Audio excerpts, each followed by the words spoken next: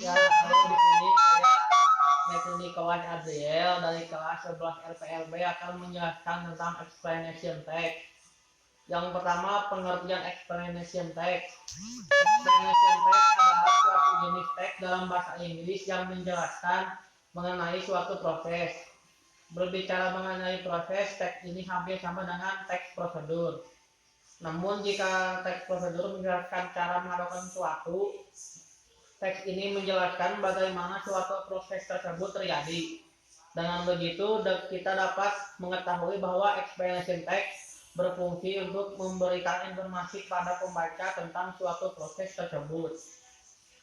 Lalu yang kedua, ciri-ciri explanation text. Ciri-ciri explanation text terdapat beberapa ciri-ciri, yaitu yang pertama, menggunakan simple present.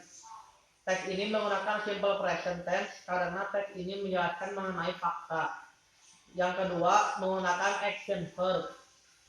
Action verb adalah kata kerja yang digunakan untuk menjelaskan aksi yang berlangsung. Contohnya adalah do, make, create, dan lain sebagainya. Lalu yang ketiga adalah menggunakan passive voice.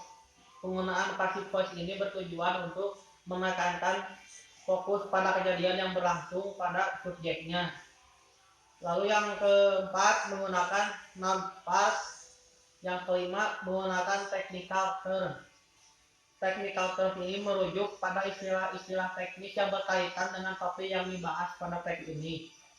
Lalu yang terakhir, berisi penjelasan mengenai proses.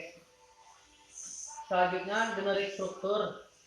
Terdapat dua bagian dari explanation text, yaitu general statement yang berisi tentang informasi umum mengenai topik yang akan dibahas.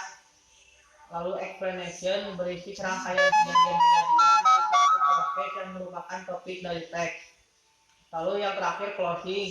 Bagian closing ini adalah penutup atau bersifat pilihan, tidak harus ada pada teks ini, tapi bagian ini dapat berisi informasi tambahan atau opini penulis mengenai topik yang dibahas. Jadi segitu ke penjelasan tentang tentang explanation text. Terima kasih.